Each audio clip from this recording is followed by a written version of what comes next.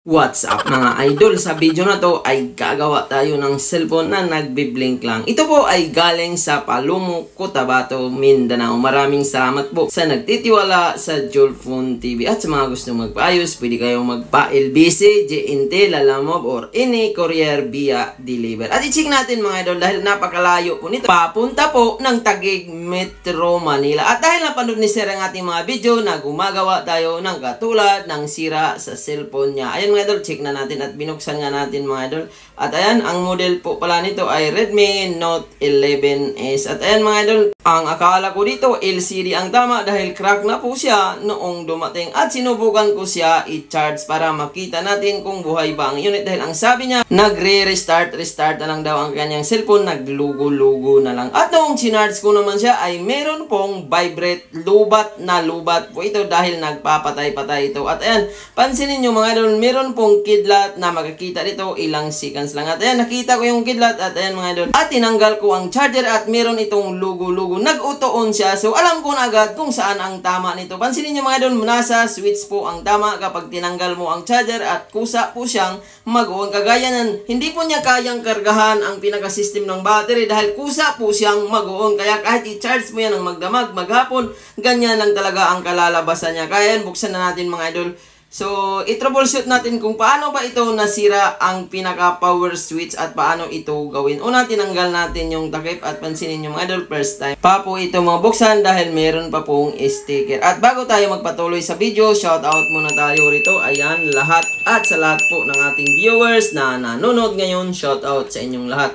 At sa mga gusto pong magpa-shoutout, comment po kayo sa video. At ito mga idol, tanggalin natin yung camera lens dahil meron pong secret screw, dalawa po yan. At tanggalin natin yung SIM tray. At iangat natin itong back housing. Kukulang po ang gagamitin natin para hindi po siya magagasgas. At ayan, una natin iangat ang fingerprint para hindi maputol. At pansinin nyo mga idol, nakita ko kagad ang problema. Meron po palang kalawang ang ilalim. Kaya yun po yung cause kung bakit ito nag-auto-on or nag-automatic restart. Hindi na nagtutuloy sa menu dahil shortage po ang power switch. Kitang-kita po yung kalawang mga idol na tamaan talaga ang pinaka-power switch. Ito yung mga common issue ng mga Redmi Note 11, Note 11S. Kapag nababasa, mag-automatic mag-on. At ayan mga idol, so chinarge ko ulit siya at pansinin nyo, nag-logo-logo pa rin siya. Hindi niya kayang kargahan ang system dahil kusa po siyang mag-on. Kaya ayan, i-trace po natin para malaman talaga natin kung sa power switch lang ba ang may tama. Ayan, ang ginawa ko dito mga idol, tinanggal ko ang motherboard. I-troubleshoot natin isa-isa at gumamit ako dito ng tape.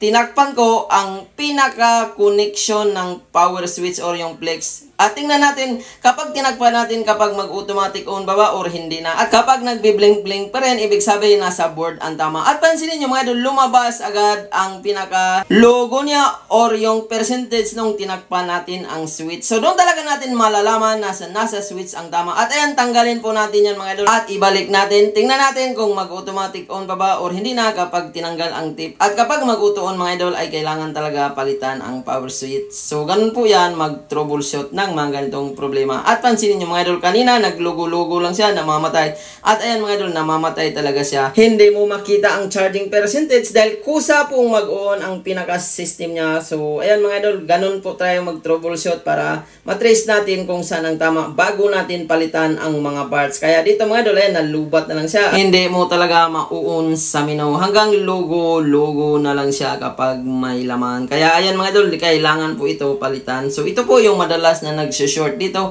ang pinaka-power switch. Ang cause po kaya ito na automatic power, na basa ang power switch. Kaya ingatan nyo po, lalo na kung naghugas kayo ng kamay or naglaba at nagsi-cellphone, kasi kapag pumasok sa ilalim yan, kakalawangin ang pinaka-switch at yun mag-cause ng automatic on. Kaya yan, tanggalin natin, kailangan po natin palitan. At kung hindi ka naman marunong magpalit ng ganito, pwede nyo po palitan ng power flex connected sa volume. At ayan, nag-apply ako dito ng plugs at tingga at tanggalin natin itong short na power switch. So kailangan po yan mapapalitan para hindi na po maglugo-lugo. At ayan mga idol, antayin lang po natin, mag-apply tayo ng tingga at kusa na po yan natatanggal. At ayan, so kapag hindi nyo po kabisado gawin mga idol, mas maganda power flex po ang gawin niyo para madali nyo po masolusyonan ang problema. At ayan, nag-apply ulit ako ng plugs at ayan, hinihinang ko po yung dalawa lang po yan mga idol, positive at ground. So ayan, ito po yung ipapalit natin. So kinuha ko po ito galing sa unit para hindi na talaga masira basta-basta. Kasi kung replacement po ang ilagay natin, madali po yan madurog. Ay, sa original na galing sa unit, talagang matibay po siya. At ayan, so gumamit po tayo dito ng ayan tingga at ayan kukulang po ang pang support natin pagpalit ng power switch. Hinangin lang po natin ang mga gilid-gilid mga idol.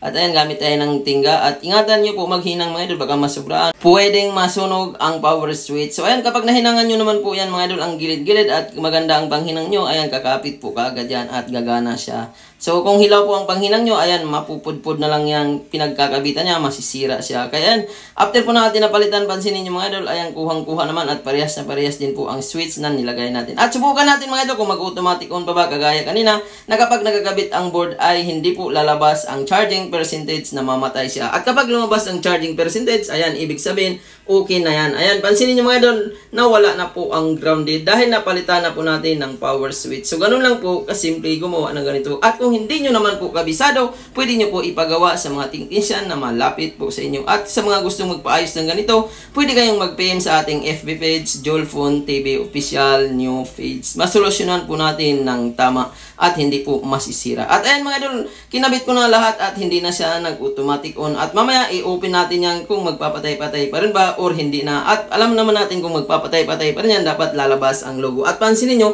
gumana na ang pinaka-power switch. So balik natin lahat ng screw. At kung magpapagawa ka ng ganito, pwede po kayo mag-walk-in, magpalalamove, mag-grab, makuha kaagad. At sa mga malalapit lang, ayan mga idol, pwede nyo po yan gawin. At kung malalayo naman, pwede po LBC, GNT or GRS or any courier via deliver. At ayan, mag-apply tayo dito ng double-sided tape sa takip. Kapag ganito ang gamitin nyo mga idol, mas okay para madali na po siya mabuksan. Either po gamitan nyo ng T7000, napakatigas po niyan kapag natuyo. At kapag DIY nyo po yan pagbukas, lalo na kung wala kayong heater, pwede po ma-damage ang pinakatakip, pwedeng mabitak. At ayan, ilapat na po natin. At kapag ganitong takip naman sa mga Redmi Note 11S, kapag adhesive ang ginamit nyo, pitted na pitted po yan, hindi aangat. At ayan, i-open na natin at tingnan natin kung magtuloy sa menu dahil ang sabi ng may-ari, logo na lang daw at ayaw niya mabura ang files dahil may kailangan po siya sa loob. At tingnan nga natin kung nabura ba or wala. Antayin na po natin ilang seconds lang at ayan mga idol, ilang seconds lang, nandito na po tayo sa pinaka-menu. At pansinin nyo mga idol, nandyan pa ang picture. So, ibig sabihin, nandyan pa ang laman, walang nabura dahil may picture pa na wallpaper. At ayan, normal naman po ang pinaka-touch niya. Kahit basag, nagta-touch pa rin kumpleto